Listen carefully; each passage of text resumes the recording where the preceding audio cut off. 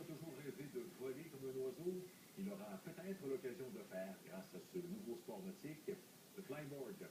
C'est un engin qui permet d'être littéralement propulsé hors de l'eau à l'aide d'une motomarine. Alors, pour comprendre ce soir de quoi il s'agit et si un tel engin est sécuritaire, j'accueille Alexandre Barrera, il est cofondateur de Flyboard Québec. Monsieur Barrera, bonsoir. Bonsoir. Ça semble absolument spectaculaire. Vous en faites vous-même? Vous pratiquez ce sport-là depuis quand? Depuis le mois de juin, on est allé suivre la formation avec M. Frankie Zapata en France au mois de mai durant une semaine. C'est le champion du monde, le créateur du produit. Donc, oui, on en fait énormément. Et M. Zapata a mis ça en marché tout récemment. C'est oui. Nouveau, ce produit. Oui, en fait, ça a été mis en marché en 2011 à petite échelle. Ensuite, en 2012, commercialisé à travers le monde. C'est déjà dans 25 pays. Nous, de notre côté, on est les distributeurs exclusifs de l'Est du Canada, donc Québec, Ontario, les Maritimes. On a mis ça en marché ici au Québec au mois de juin. Et c'est un succès monstre depuis le départ. Vous en avez déjà vendu? Oui, effectivement, on a déjà une vingtaine de vendus, des clients déjà en location, des groupes, ça va très vite. Bon, avant d'aller plus loin, là, vous allez m'expliquer de quoi on parle exactement. Je reviens à cette image-là, c'est tellement incroyable de voir ça.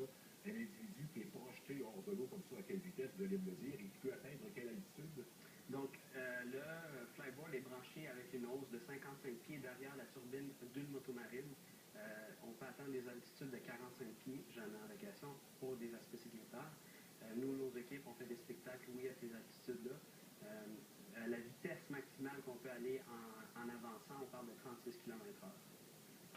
Et on peut faire toujours en étant suspendu dans les airs à cette vitesse-là. Effectivement, oui. Et on peut y rester tant et aussi longtemps qu'il y a de descendre à la motomarine. Effectivement, oui. Alors, nécessairement, ça prend une motomarine? Oui, effectivement.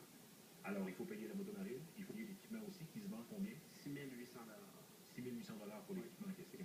Et le tuyau, il n'y a pas de risque qu'il se coince nulle part autour de la motomarine? Non, du tout. Le tuyau, là, c'est ça, cette machine-là qu'on voit ici, qu'il n'y a personne sur la motomarine. Ça, c'est illégal au Canada. Le transport Canada exige toujours quelqu'un qui surveille des activités sur la motomarine. Si jamais quelqu'un se blesse ou quoi que ce soit, il y a toujours un instructeur certifié de Flyboard Québec qui surveille les activités de la personne en tout temps. Puis, oui, effectivement, il faut une motomarine pour... Parlez-moi un peu de l'aspect sécuritaire. Quand on voit des acrobaties, parce que ça en fait effectivement comme celle-là, il y a tout de même des risques.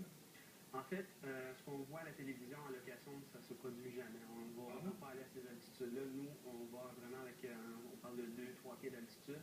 On voit avec la personne, si elle est à l'aise, si elle se sent bien, si on voit qu'elle est habile avec le produit, on va peut-être monter un 5-6 pieds dans les airs un peu plus haut. Puis, il y a une veste de flottaison, le flyboard flotte, le casque flotte. Donc, si on tombe dans l'eau, on fait juste flotter la surface. Nos instructeurs sont certifiés, donc on est toujours à l'affût de ce que la personne fait. Si la personne est à 15 pieds de la motomarine, on réduit les gaz, on avise la personne de s'éloigner pour pas qu'elle tombe sur la motomarine. Mais attendez, je suis pour certaine de vous suivre. Vous avez un instructeur qui accompagne chacun des utilisateurs? En tout temps, oui. En tout temps, qui est sur la motomarine?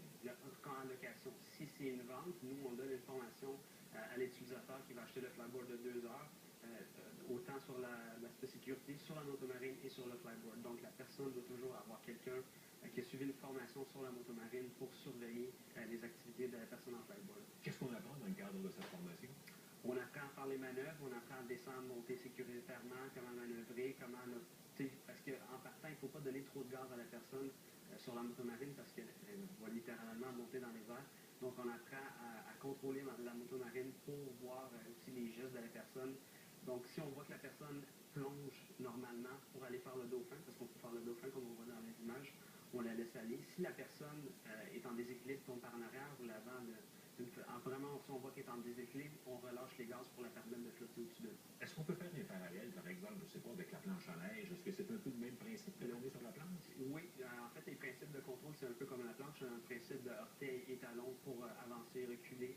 On cline les jambes pour tourner d'un côté, puis l'autre jambe pour aller de l'autre côté. C'est vraiment un peu le contrôle comme la planche à neige. Par contre, on a un contrôle manuel ici. Le contrôle que vous voyez, c'est des stabilisateurs. Nous, de notre côté, chez Flyboard Québec, on utilise très rarement ça parce qu'on trouve que c'est plus difficile du fait que si on tombe dans l'eau, c'est plus difficile à manœuvrer, enlever de l'eau des yeux. Donc, on apprend à tous les utilisateurs à l'utiliser sans les stabilisateurs de notre côté. Bon, dites-moi maintenant, où est-ce qu'on peut pratiquer ça? Est-ce qu'on est accueilli partout avec ça ou s'il n'y a pas des restrictions?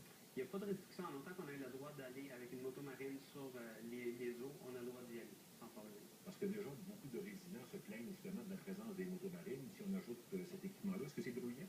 C'est moins bruyant. C'est comme... Parce que là, le bruit de la motomarine est généré par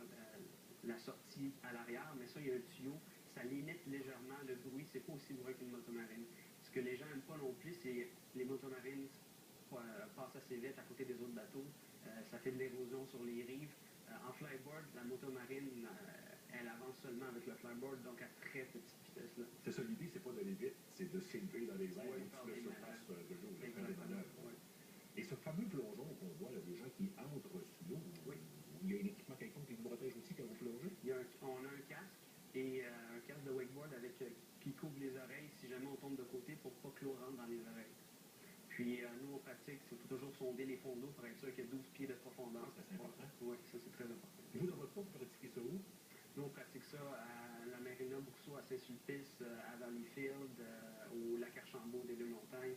On fait la tournée des Grands Lacs aussi. Puis, comme je vous disais, comme vous avez mentionné, avec l'AMQ qui nous aide énormément dans ce projet-là, on va faire l'événement le 6 et le 7 pour la fête du nautisme qui va être au Vieux-Port de Montréal, devant le quai de l'Horloge, au Vieux-Port de Québec et à Valleyfield. Et tout ça est parfaitement légal, nous disiez. Et effectivement.